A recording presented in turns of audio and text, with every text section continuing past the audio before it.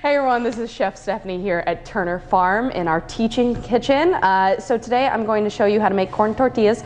If you're making the masa harina from scratch, really doing the stone ground part, then it's a very tumultuous process. But if you're using already pre-ground masa harina, it's a very quick and easy thing to do. So don't waste your money on pre-packaged tortillas.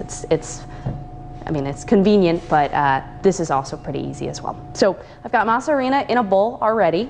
I'm just going to put a pinch of salt and mix it in with my hand. And the only other ingredient, it's 3 ingredients, crazy easy, is warm water. And I'm going to start with a little bit and add more as I need it. So I'll put in a little bit, and it's a little messy, but it's kind of fun. So as it comes together, it's gonna start kind of clumping.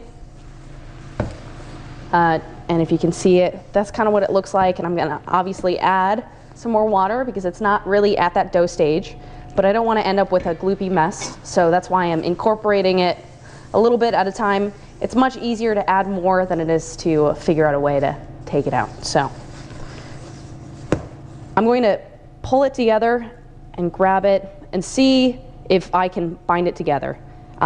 Just so you know what the texture is like, since you're not here feeling what I'm feeling. It feels a little bit like wet sand.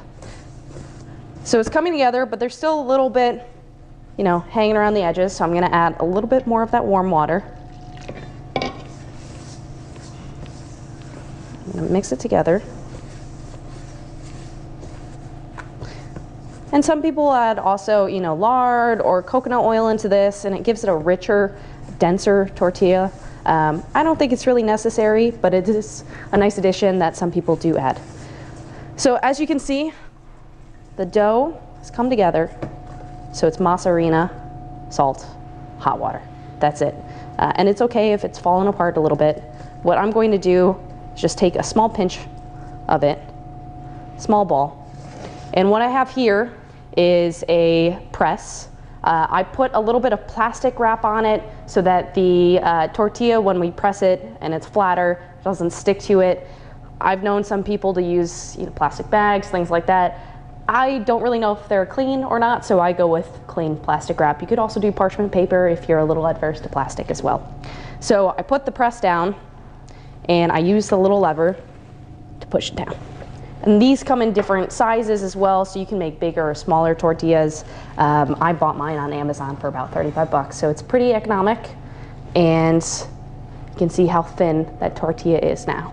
So what I would do is make a whole bunch of these so that they're ready to go. I'd stack them on a piece of parchment paper, and when I'm ready to cook, I'd get them all in a row. But I'm gonna show you how to cook this one, just so you can see it and you don't have to watch me struggle to make 15 tortillas. And I've got a saute pan that's already been preheating a little bit, so you don't have to stare at me, and there's no TV magic right here. But I'm gonna put it right into the pan and let the heat cook it. You could put a little bit of oil in the pan. I don't find it necessary, but it's totally something you can do. I'm also going to grab a spatula. In kitchens, we call this a fish spat, but you can use any other type of spatula as long as it's heat resistant. And the hardest part for most chefs and most cooks out there is waiting, and that's what we have to do. So, we're just waiting for it to heat up. Awesome. So we've been cooking our tortilla on one side for about 30 to 45 seconds. I'm gonna flip it over, and you can start to see that it's cooking a little bit because the edges are gonna get a little brown. Sometimes you'll have a few black spots, and that's totally fine and delicious. All we're looking to do is really heat it through and cook it the rest of the way. Pretty much the masa harina, when you add that water, it helps kind of not bloat it, but rehydrate it. So there's really no need to cook it for an extended period of time, but we do want it to be cooked a little bit so that it's not raw corn flour. But the main point of me making tortillas for you is not just so that I can show off some skills.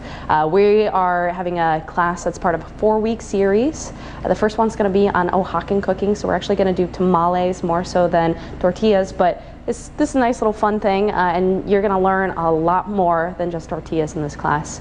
In the following weeks, we'll also be doing Basque cooking from Spain, which is a lot of tapas, and then we also do Piedmont cooking from Italy. and Northern Indian cuisine just to mix it up. So come check it out, and I'll see you here.